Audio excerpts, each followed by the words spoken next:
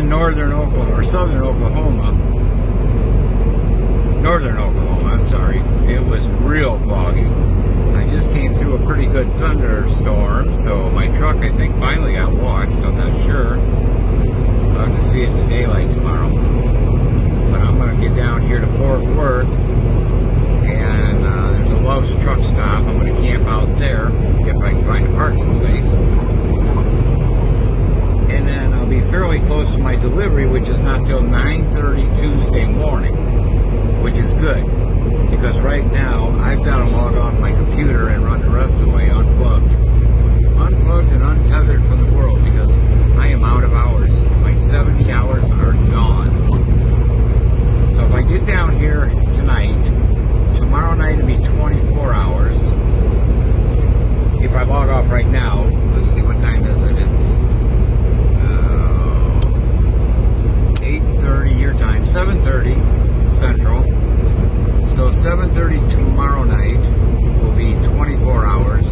And by the time I deliver at 9:30 the next morning, will be over 34 hours. And I'll get a full reset on all my hours.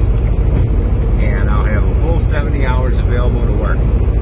So I can tell dispatch to give me a long one. Got lots of time. Long one. Any direction. I don't care. So I'm going to have to sit, for a while. But I got to do a reset. There's nothing else I can do about it. It sucks, but that's the way it is. And I think I've driven too many hours today. I heard a rumor that we were only allowed to drive 11 hours a day, but nobody ever told me that. I do know that if you have adverse weather conditions like I had in Iowa, you can go an additional 2 hours. That is legal. So I don't know. But I'm almost to the Texas line. And then I'll be in Fort Worth pretty shortly. And that's where I'm going to call her quits for 2 days, actually. Probably, let's see, it's going to be kind of late tonight. See how busy it is. But in the morning, everybody will clear out of there to go make their deliveries, and then it won't be very busy at all. I'll be able to get in and get a shower, shave, probably do some laundry. It's been a while. I can't remember when I was home last. I don't know. I think it was before I went to Harrisburg and Baltimore. Not real sure. I'd have to look at my calendar. But at any rate, that's where I'm at. Raining good down here now, so maybe my truck will be nice and clean. I was supposed to get it washed in Sioux Falls, South Dakota. So I called Marge to get permission, and she has authorized the truck wash because it had been a month since my last one. But then I got over there to the truck wash, and there was a bunch of cattle trailers in there, and they stunk to high heaven, and it was a big long line, and I didn't want to wait, so I just kept going and said, hell with it, I'll do it some other time. So when I got to Toledo, I called her and told her to set it up for the Blue Beacon over there at T5. And she says, oh, I can't do that. I said, what do you mean you can't do that? I didn't get the wash up there. She said, I know, but when you don't get the wash that we authorize, you have to call us the next morning to let us know that you didn't get it so we can cancel it. And I said, oh, really? And I'm supposed to know this how? I don't recall you telling me that. Well, she said, I didn't say anything. I thought you knew. I said, well, I've been with you 5 months, so there's a lot of things I don't know. Well, she said, normally they'll make you wait another 30 days, but she says, I'll see if I can get permission to set you up on another wash. And I said, wait a minute. I said, you have to go get permission from somebody to give me permission to get a truck wash. Why am I not talking to that person? Why am I talking to you? I want to talk to the person who can give me permission. Oh, they won't take the call. I said, of course not. They make you deal with us out here and listen to all the bitching that we do. I said, you know what, Marge, forget it. I don't even want a stinking truck wash. If Decker doesn't care what his trucks look like going down the road, I don't either. It's not my truck. It's not my image. I really don't care. I won't get this thing washed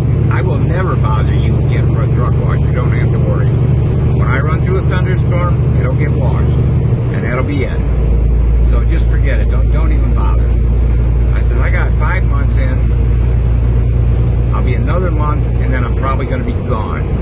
She says, oh, I'm really sorry to hear that. I said, well, that's the way it is, you know. I said, I'm tired of this petty crap. Well, I said bullshit. It's petty bullshit. One truck wash a month, and then you got to have special permission to do that. And I went on and on and on, and she says, well, you know, that stuff's out of my control. I'm just in billing. I said, I know. And then I apologized for venting to you, but you just happen to answer the phone. If I could talk to the guy who gives you permission, I would say it all to him, but he don't want to hear it. So that's why you have to listen to it. But I do apologize because I know it's out of your control. You have nothing to do with it. So that's the way they want to be. You know, I don't care. I said, the hell with the truck wash. Forget it. Just cancel it. I won't bother. And I hung up on her. So that's where I'm at. We'll see what happens. So then boss calls me today, or a guy calls me today. He's been there 21 years. I know of him. I've never met him. His name is Darren, I believe. Excuse me. Been there 21 years. He said he used to drive, and he calls me. When I did the survey stuff, I really went off on him with all kinds of stuff, and then complaining about this and that and everything else. And he says, I got good news. He says, next week, we're going to have an announcement based on all you guys' input, all the drivers' input, and we're going to be doing something that's going to make you really happy. I said, it's going to make me happy? I said, what, are you giving me a raise? He says, no, it's not a raise, but it's going to make you happy. You'll be happy when you hear it. I says, okay. He said, well, I can't say any more about it because it's, you know, going to be an announcement for everybody. I says, okay, that's fine. I'll wait for the big announcement. I don't really care what it is. Well, he said, you will. You'll be happy when you hear it. I said, oh, I'm good. I'm glad to hear that. So then he says, on some of your stuff that you wrote in, there's a couple things. Number one, the trucks will not go any faster than 68. That won't change because of the insurance industry. The Bendix Smart Drive says, I said, wait a minute, you mean the Bendix Dumb Drive system that I told you was created by idiots for idiots that don't look out the windshield because they're too busy playing with their goddamn phone.